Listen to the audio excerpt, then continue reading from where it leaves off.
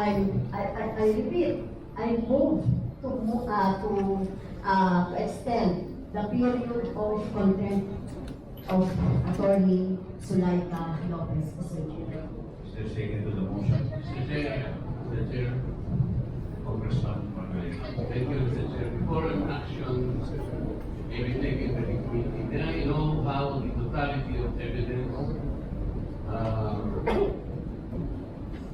was evaluated that merited the contempt order by the chair? Congressman Castro.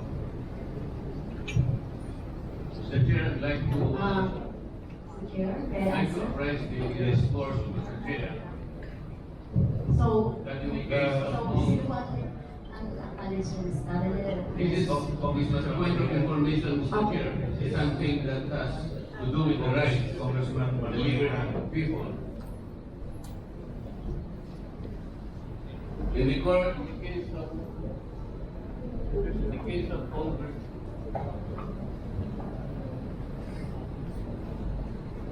Congressman Margoleta, let us, the chair recognizes Congressman.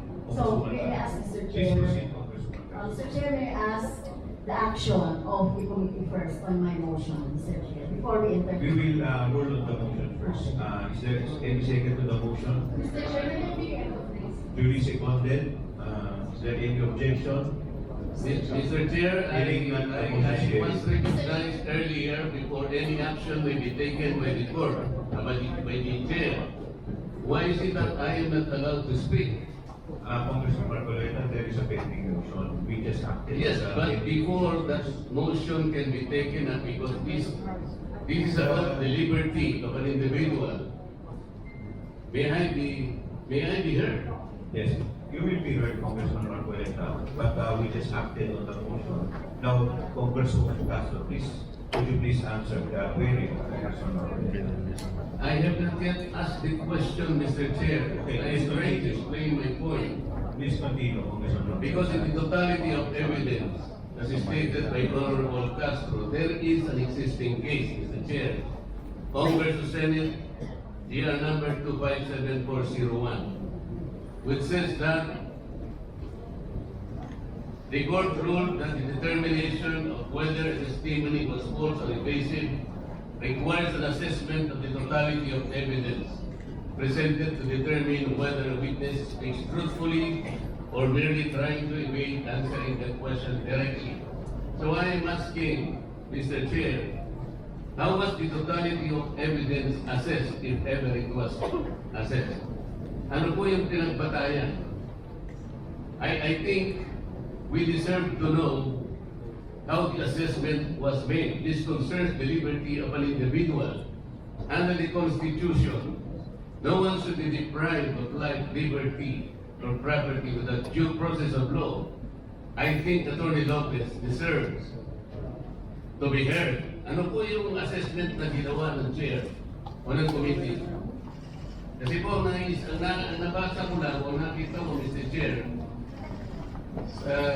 Attorney Lopez wrote the COA explaining the position of the OVP that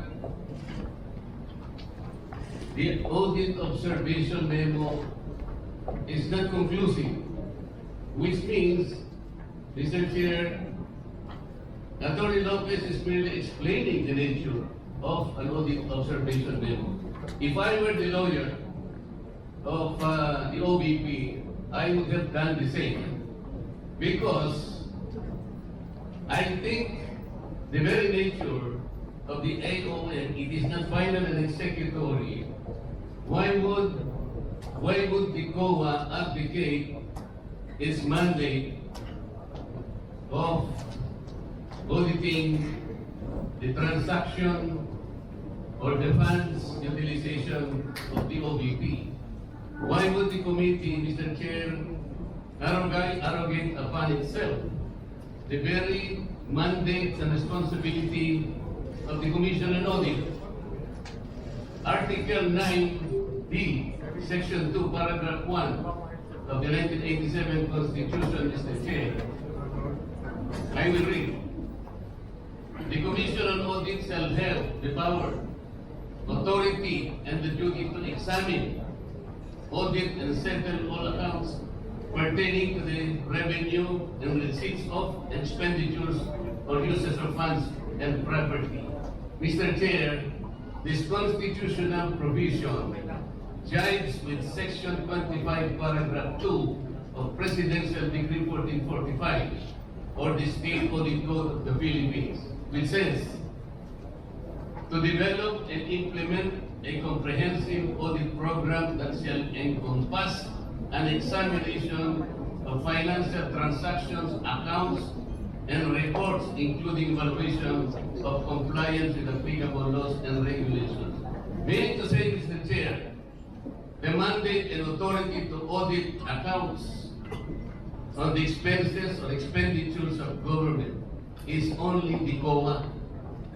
I believe it is my respectful submission, Mr. Chair, that this committee usurped that particular mandate and that will now put the Commission on Audit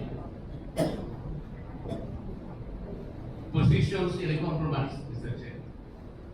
How will you now assess the authority, the integrity, and the mandate? It is an independent constitutional body which mandate rests upon them. And I think the audit observation memo, Mr. Chair, is still under process by the committee, by the Commission on Audit. Why would we take that responsibility from the Commission on Audit? Why don't